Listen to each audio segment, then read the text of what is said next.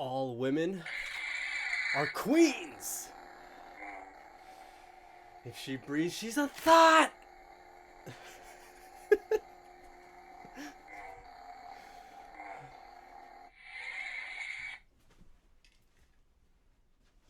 So Star Wars Visions, the new anime collection anthology mini-series of sorts from Disney.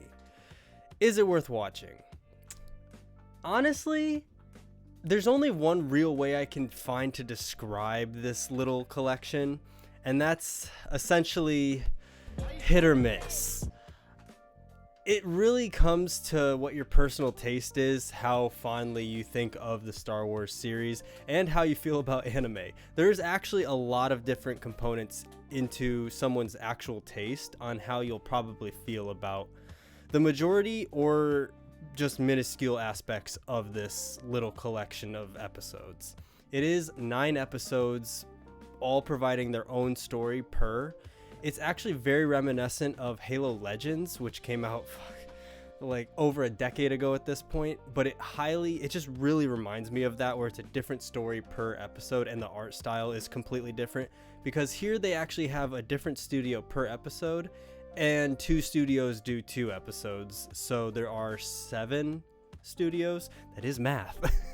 Unfortunately, since it's a collection and it tells a short story for each episode, by the time you start getting connected to it, it's over, and then it moves on to the next thing. And that's a big problem. I think that it really rears its head here, is you get super invested in a plot and then it just ends and you want more of it, but you're not going to get more of it. Then it jumps to another thing that's tonally completely different than what you were just following.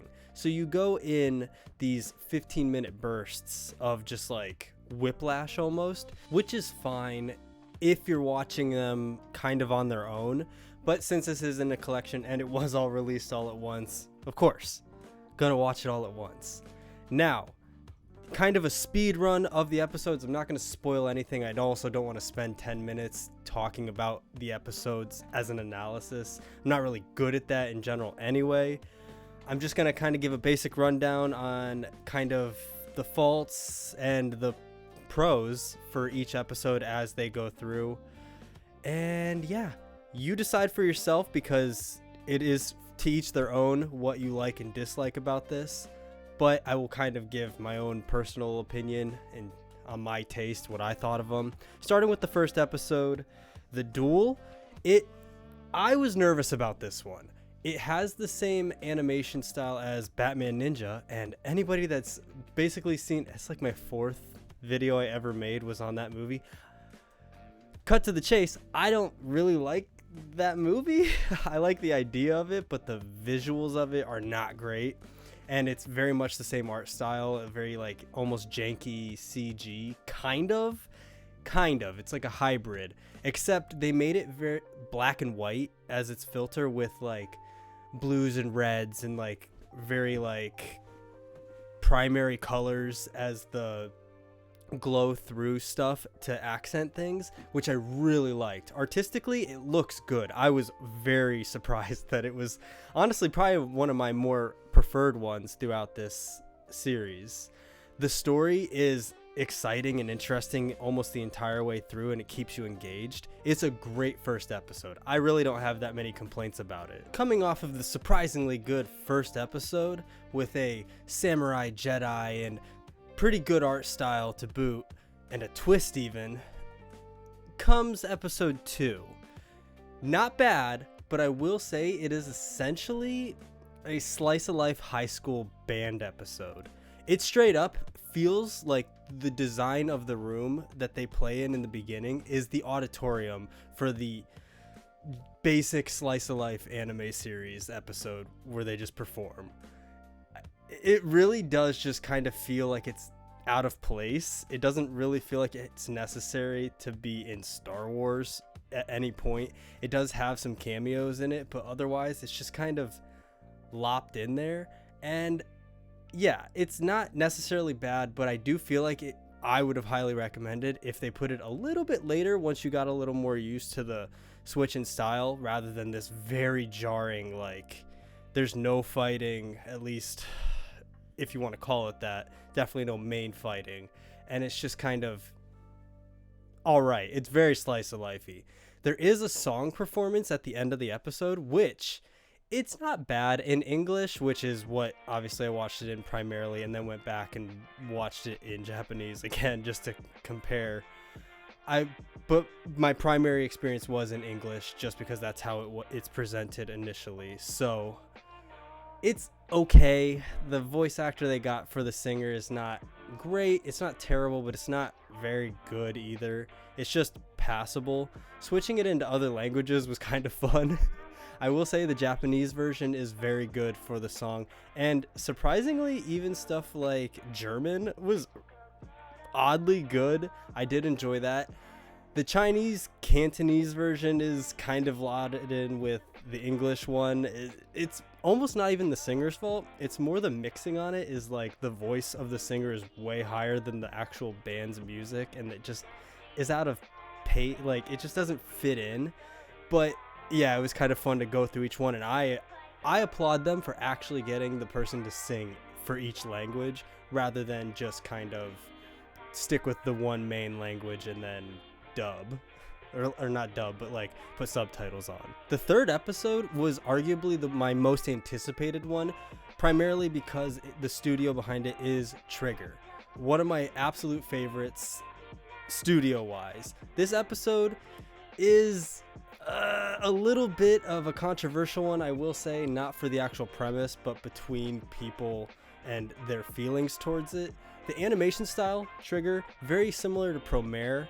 I absolutely love it. It has probably one of the best fights in this collection, in my opinion, for the choreography and just the design of it, and like sliding across the deck in space, and just like weird whip lightsabers and an Excalibur like super one. It's very flashy, and just like I was entertained and had fun just looking at it the entire time. The premise is pretty cool, with like a kyber crystal that makes lightsabers being the root of overpowering someone, or just like jacking up their lightsaber's power to 11. I liked the creativity of it. I liked that it didn't just think, oh, we have to stick and stay safe. It does something new that you probably won't ever see in a mainline. So it was just fun. It's really dumb, but that's kind of what I like about it. I don't really like when Star Wars gets super serious. I like when it does have fun. Just get creative with your fights. Have like really unique things to just kind of throw in there, even if it's a one-off. Having a person use a lightsaber that just they put all their energy with the super core to make it massive, and then light speed launch their ship through something to slash it is so fucking cool. I absolutely enjoyed that. I will say the voice acting for episode 3, it's overacted, so it's not that it's bad, it's just not good either. It's very like typical Star Wars. What have I done? I will not let you do that. This is where the fun begins. Hello there. It's kind of corny, and it's just like, I am one with the Force, and so should you be, and just kind of canned and corny, which is okay, I guess, but it definitely is jarring in this one, and really that's my main gripe. Otherwise, it's a fun episode. Just turn your brain off. Just have some fun. Don't have a stick up your butt. Just enjoy it. It's supposed to be ridiculous. That's the fun of it. Episode 4, The Village Bride, it's very slow, I will say, for the entirety of the episode, and then like the last 2 minutes has like something actually happening. It's very atmospheric to its benefit, so that's why it's not actually a bad episode in my mind, but it definitely drags. I don't want to really rewatch it. It does have a little, like that little bit at the end has some gadgets and stuff thrown in there that are really cool and really fun, but otherwise it isn't really enjoyable to go through. The atmosphere, the music, very good. Animation, solid. Other than that, like the actual premise is kind of it's okay.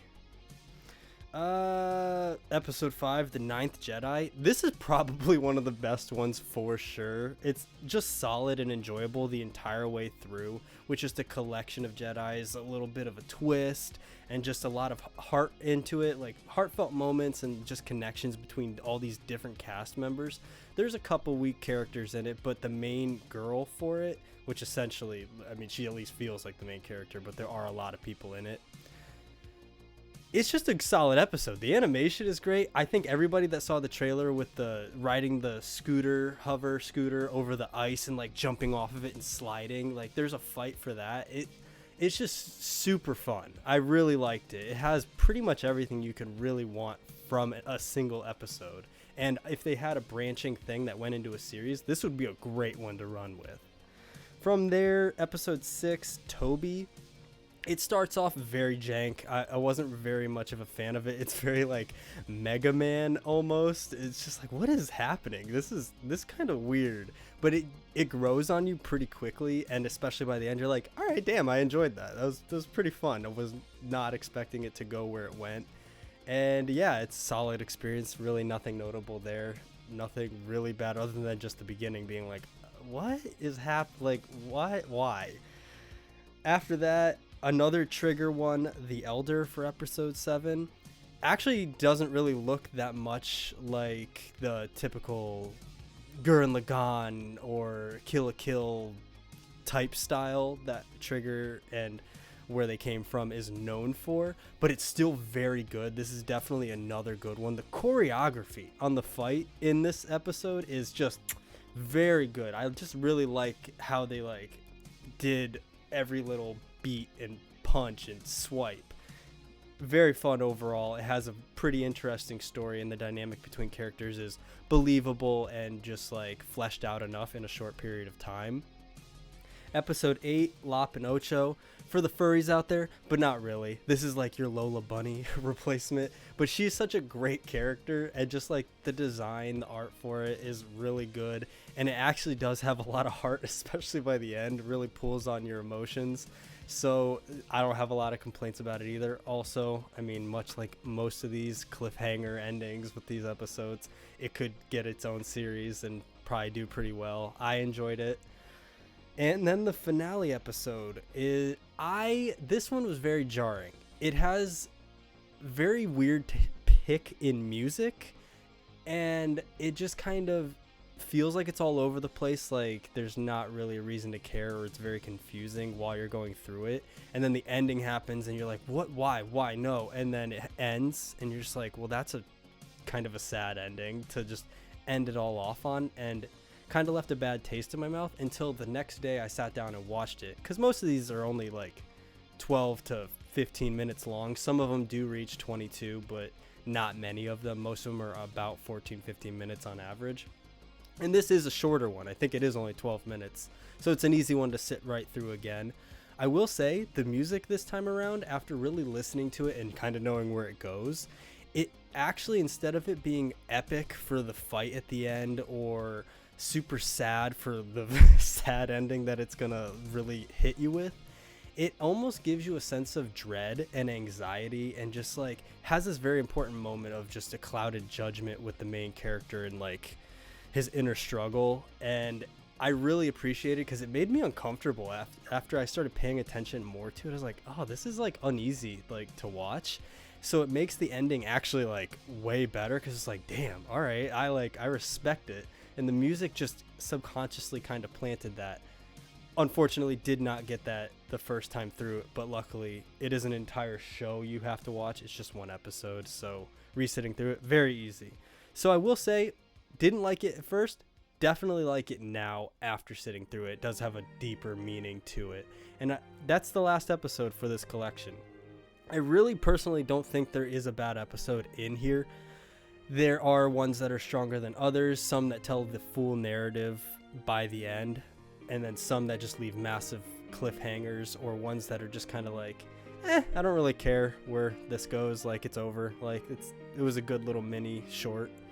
But yeah, that's essentially Star Wars Visions. There's actually only a couple episodes, unless I completely missed it. But there's only a couple episodes that actually have visions in it. So I don't know about the naming of that, but whatever.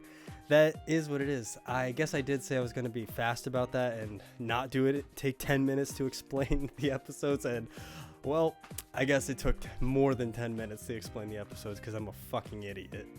But yeah, that's Star Wars Visions. What did you think of it? What is your personal favorite episode out of the collection if you've seen them?